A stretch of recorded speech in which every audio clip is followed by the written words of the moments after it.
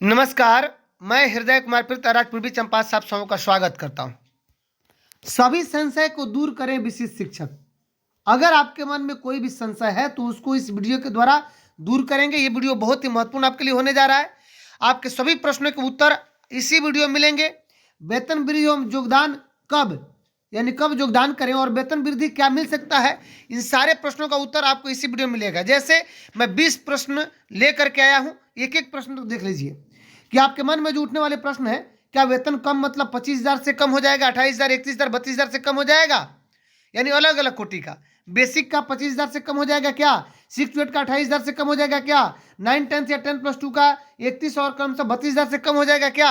इन सारे बिंदुओं पर चर्चा करेंगे हम। आपके मन में जो उठने वाले प्रश्न है कि क्या आपका 3% वार्षिक वृद्धि नहीं मिलेगा, साथ ही कि क्या वार्षिक वेतन वृद्धि का नियम क्या है, पत्रांक 1900 दिनांक 4/10/2019 क्या है, तथ्य के साथ और प्रमाण के साथ हम देखेंगे और इस लेटर को भी देखेंगे, पत्रांक 19 जो निकला हुआ था। विशिष्ट कब योगदान करें, 5 नंबर प्रश्न।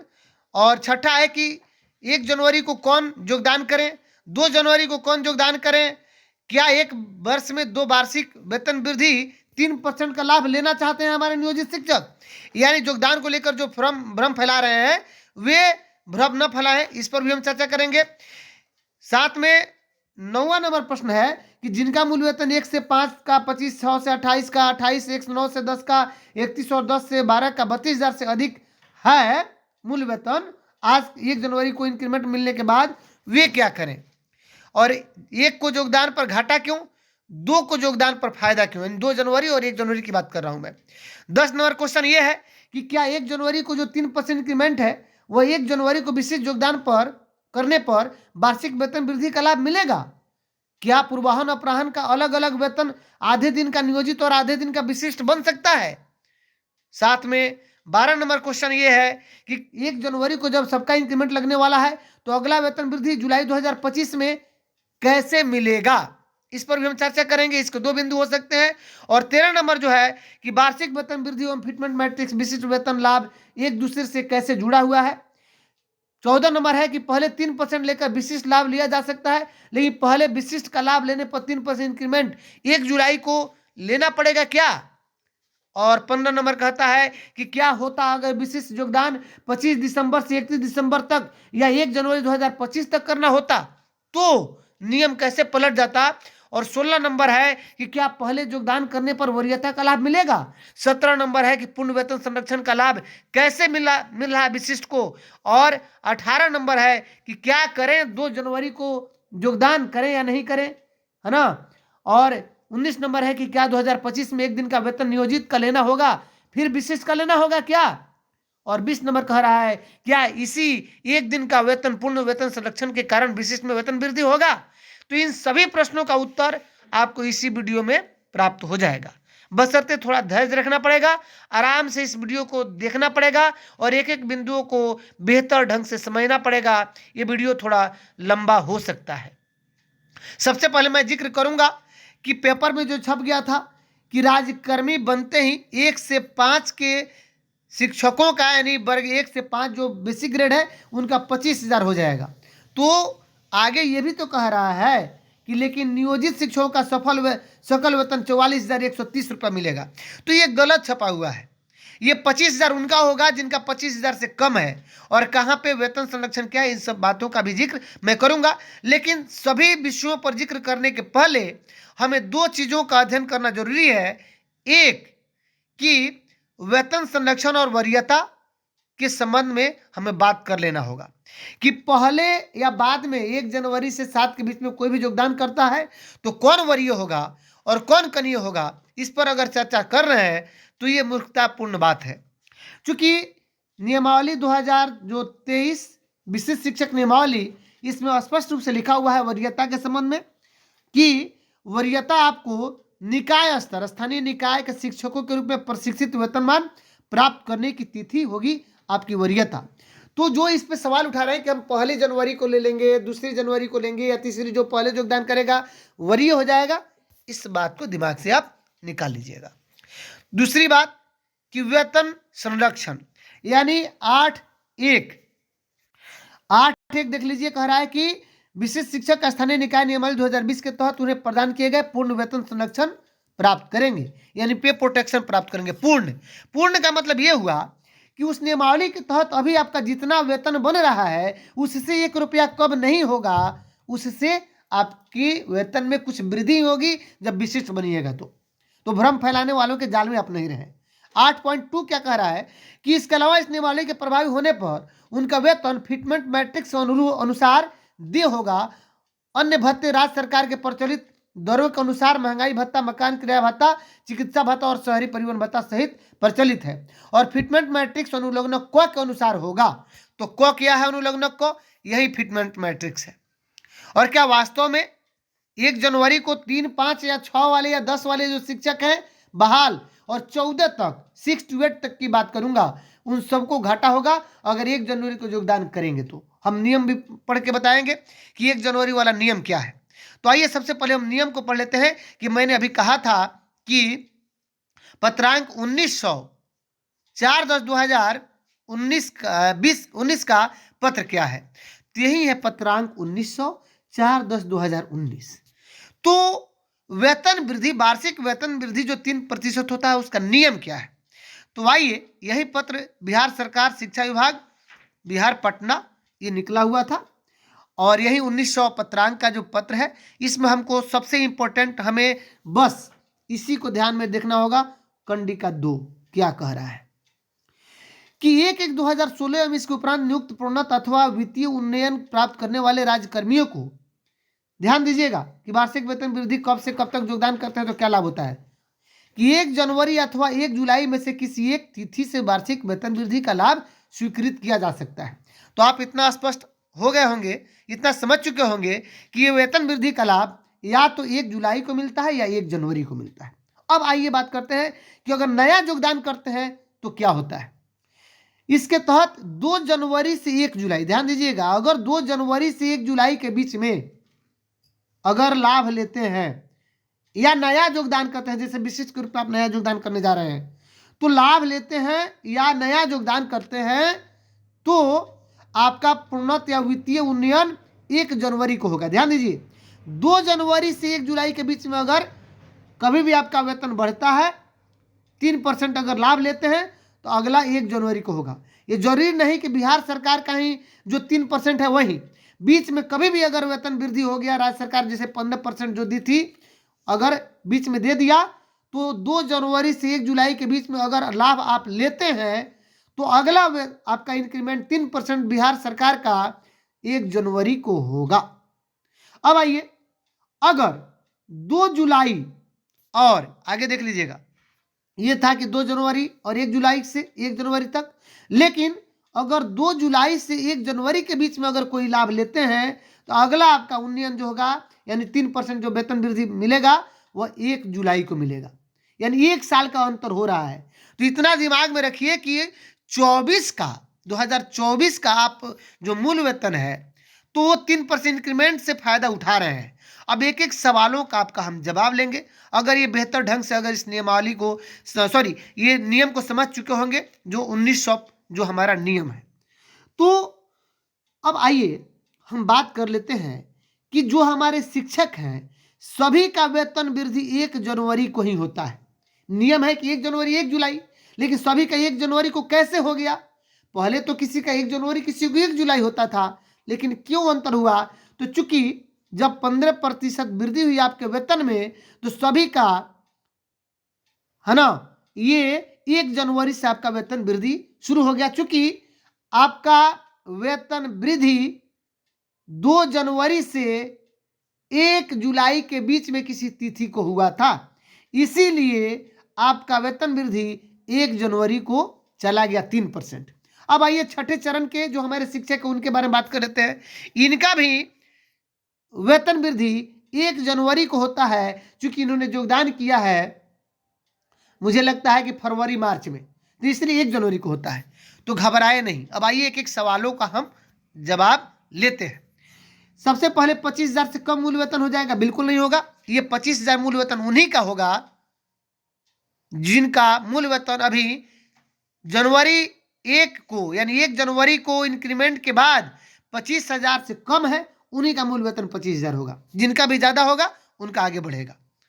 आइए दूसरा प्रश्न यह है कि क्या आपका 3% वार्षिक वेतन वृद्धि नहीं मिलेगा? जी हाँ, बिल्कुल मिलेगा। इसके लिए हमें दो बातों का ख्याल करना पड़ेगा कि 1 जनवरी को अगर योगदान कर लेते हैं तो 3% वार्षिक वेतन वृद्धि आपको नहीं मिलेगा अगर विशिष्ट के रूप में स्विच कर जाते हैं तो, लेकिन 2 जनवरी को स्विच करते हैं तो 3% वार्षिक वृद्धि मिलेगा। अब आइए इसमें और भी अंतर होगा, एक एक सवाल लेते चले जा रहे हैं। वार्षिक वेतन वृद्धि का नियम क्या है, ये अभी बता दिया कि 2 जनवरी से 1 जुलाई तक अगर योगदान करने वालों का 1 जनवरी को, और 2 जुलाई से 1 जनवरी तक योगदान करने वालों का 1 जुलाई को। यह स्पष्ट है।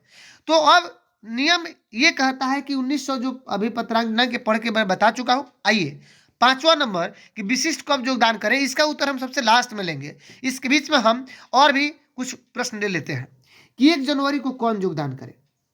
1 जनवरी को मेरे अनुसार सभी नियोजित शिक्षक जो सक्षमता उत्तीर्ण हो रहे हैं प्रथम चरण में, वे 1 जनवरी को योगदान करें। अब आप हमारे छठे चरण वाले कहेंगे कि 1 जनवरी को क्यों? क्योंकि जब आपका मूल वेतन 25,000 ही हो रहा है तो बीपीएससी का वेतन तो आपसे ज्यादा रहेगा, क्योंकि उनका इंक्रीमेंट होना चाहिए और पहले आपसे बहाल है। तो जूनियरिटी सीनियरिटी को तय करने के लिए ये नियोजन इकाई जो आपका है, जो ट्रेंड पे स्केल रेट है और आपको ग्रेड पे नहीं मिलता है, कुछ ना कुछ बीच में आपका रास्ता निकलेगा। लेकिन सिर्फ छठे चरण को छोड़ दिया जाए तो बाकी जितने हमारे शिक्षक हैं वे सभी जिनका भी मूल वेतन 25,000 से अधिक हो रहा है 1 जनवरी को, वे 2 जनवरी को योगदान करेंगे। ठीक है, तो जो 2 जनवरी को कौन योगदान करेंगे? जिनका भी मूल वेतन 25,000 से अधिक हो रहा है 1 जनवरी 2025 को। अब आइए अगला प्रश्न है कि क्या एक वर्ष में 2 वार्षिक वेतन वृद्धि 3% का लाभ लेना चाहते हैं? चलिए इसी विषय पर थोड़ी बहुत हम लोग गहन अध्ययन करेंगे।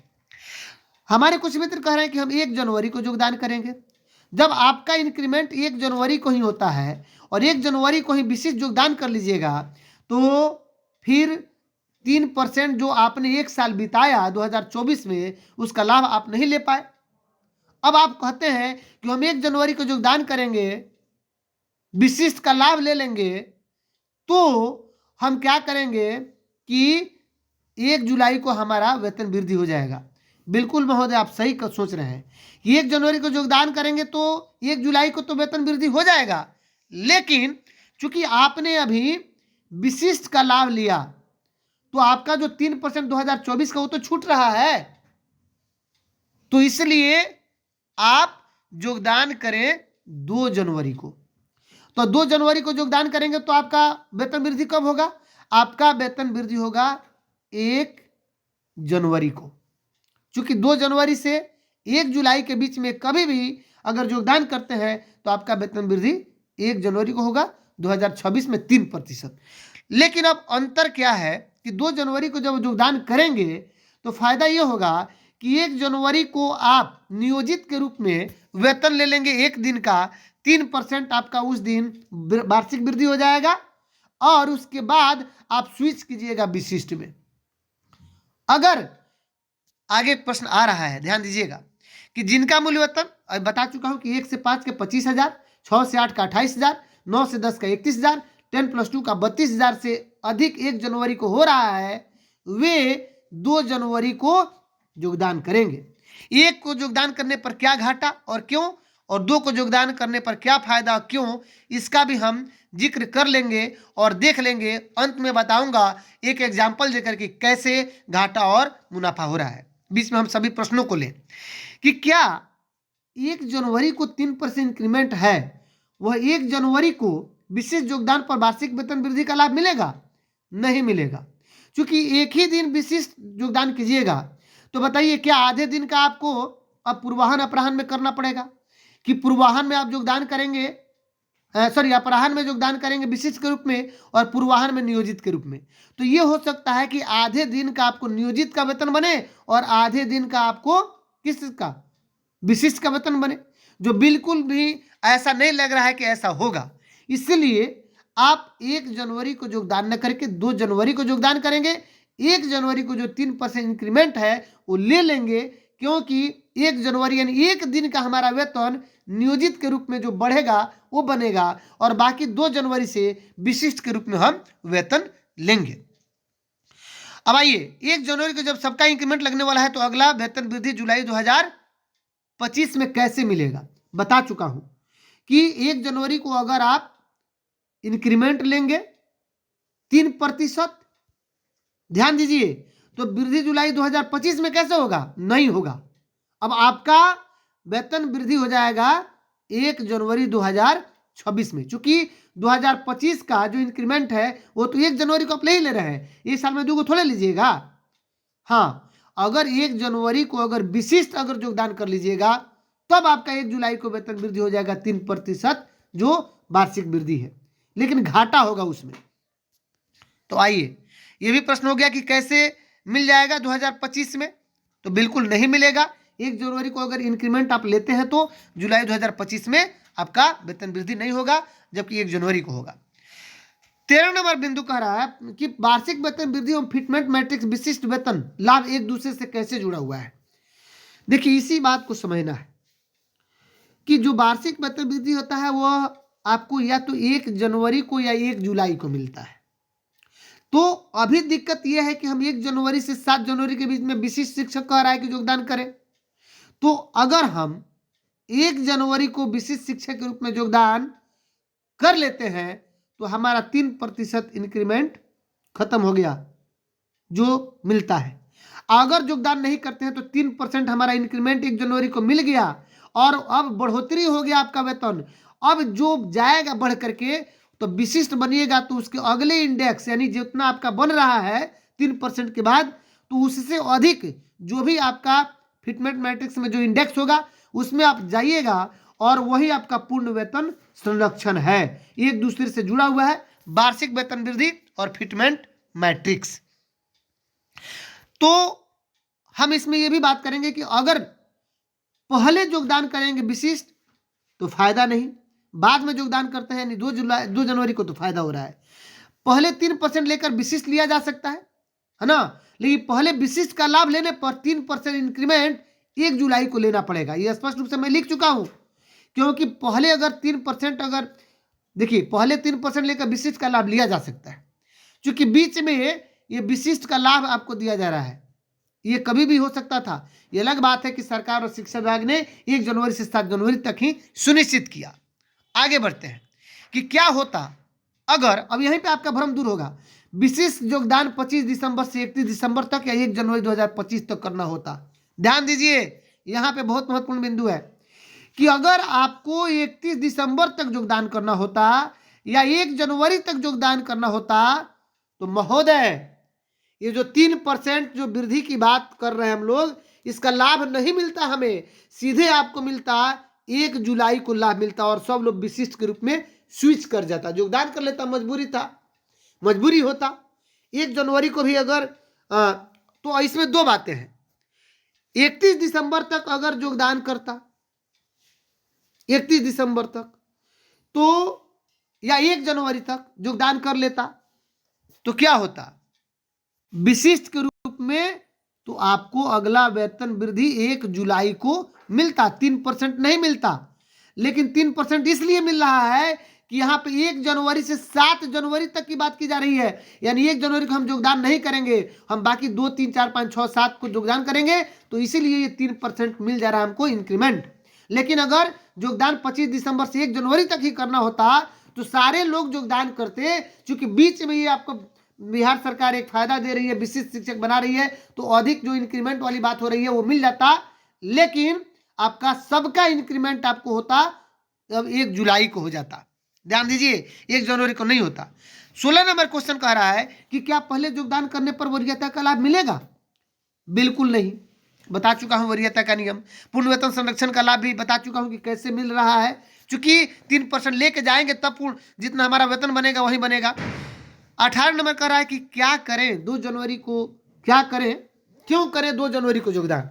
जी, 2 जनवरी को इसलिए योगदान करें क्योंकि 3% एक दिन वेतन नियोजित कर लें और बाकी उसके बाद विशिष्ट का हम वेतन लेंगे। क्या 2025 में एक दिन का वेतन नियोजित का लेना होगा विशिष्ट को? जी बिल्कुल, 2025 में 1 जनवरी को नियोजित का वेतन लेना होगा और 2 जनवरी से विशिष्ट का वेतन लेना होगा। क्या इसी एक दिन का वेतन पूर्ण वेतन संरक्षण के कारण विशिष्ट में वेतन वृद्धि होगा? जी हाँ, इसी एक दिन के कारण वेतन वृद्धि होगा। और आइए देखते हैं कैसे वेतन वृद्धि हो रहा है। देखिए, जैसे एग्जाम्पल के तौर पे देख लीजिए आप, 2003-05 के जो शिक्षक है उनका 30,420 मूल वेतन है, और जब 1 जनवरी को योगदान करेंगे विशिष्ट के रूप में, अगर वेतन वृद्धि नहीं लेते हैं 3%, डायरेक्ट विशिष्ट बन जा रहे हैं, तो 30,750 हो जाएगा। अगर वे 1 जनवरी को योगदान विशिष्ट के रूप में नहीं करते हैं तो 1 जनवरी को उनका मूल वेतन 30,420 से 31,340 हो जाएगा। और तब इसका अगला जो इससे अधिक वेतन हमको, जो अगला जो फिटमेंट मैट्रिक्स में जो इंडेक्स है 31,670 इनका फिक्स हो जाएगा 2 जनवरी को। यानी आप ध्यान दीजिए एक ही एग्जाम्पल से कि हमारे 3-5 के जो शिक्षक है बेसिक ग्रेड के, उनका नियोजित के रूप में एक दिन का वेतन बनेगा 31,340 के आधार पर, और उसके बाद 31,670 के आधार पर विशिष्ट शिक्षक के रूप में वेतन बनेगा। तो ये अंतर है। अब आइए विशिष्ट कब योगदान करें, ये आपका अंतिम प्रश्न था। तो मैं बता देना चाहता हूं कि विशिष्ट जो भी हमारे शिक्षक हैं वो 2 जनवरी को हर हाल में योगदान करें और 1 जनवरी को इंक्रीमेंट 3% लें। कुछ ऐसे हमारे शिक्षक कह रहे हैं कि सरकार देगी तब ना 1 जनवरी को। जी बिल्कुल, नियम होता है, 1 दिन का सरकार को आपको नियोजित के रूप में 3% वार्षिक वेतन वृद्धि का लाभ देना होगा, और उसके बाद 2 जनवरी से आपको लाभ लेना पड़ेगा। किसका? विशिष्ट शिक्षक का। चूंकि एक ही दिन स्वतः विरमित और की बात की गई है, तो अगर 1 जनवरी को अगर योगदान कर लेंगे तो बताइए विरमण की तिथि कब? 1 जनवरी। योगदान की तिथि कब? 1 जनवरी। तो बताइए 1 जनवरी को 3% नियोजित वाला लाभ लीजिएगा या 1 जनवरी को विशिष्ट वाला लाभ लीजिएगा? तो 1 जनवरी को तो विशिष्ट वाला लाभ लीजिएगा जब योगदान कर लीजिएगा 1 जनवरी को। तो इसलिए हर हाल में हम 2 जनवरी को योगदान करेंगे हमारे विशिष्ट शिक्षक। यही फायदे वाली बात है। भविष्य में अगर पछताइएगा 2 जनवरी को योगदान नहीं कीजिएगा तो, अगर 1 जनवरी को कर लीजिएगा तो, क्योंकि अंतर हो जाएगा वेतन में, एक इंक्रीमेंट आपका खत्म हो जाएगा, 6 महीने का डिफरेंस हो जाएगा। क्योंकि 1 जनवरी को योगदान करने के तत्पश्चात आपका वेतन कभी भी कम रहेगा, क्योंकि कितना 31,750 पर रह जाइएगा, है ना, ये ध्यान रखिएगा। तो चलिए, अगर वीडियो आपको अच्छा लगा हो तो सबसे अधिक इसे शेयर कीजिएगा। अगर आप मेरे चैनल पे अभी भी बने हुए हैं तो प्लीज मेरे चैनल को सब्सक्राइब जरूर कीजिएगा, बेल आइकन जरूर दबाइएगा। ये वीडियो अगर अच्छा लगा हो तो सबसे अधिक इसे शेयर कीजिए, क्योंकि आपके मित्रों का भ्रम दूर हो। सभी पत्रांक के साथ और तथ्यों के साथ मैं इसमें बात किया हूं। तो चलिए, सबसे अधिक इसे शेयर कीजिएगा तो मेरी इस वीडियो की सार्थकता हो जाएगी।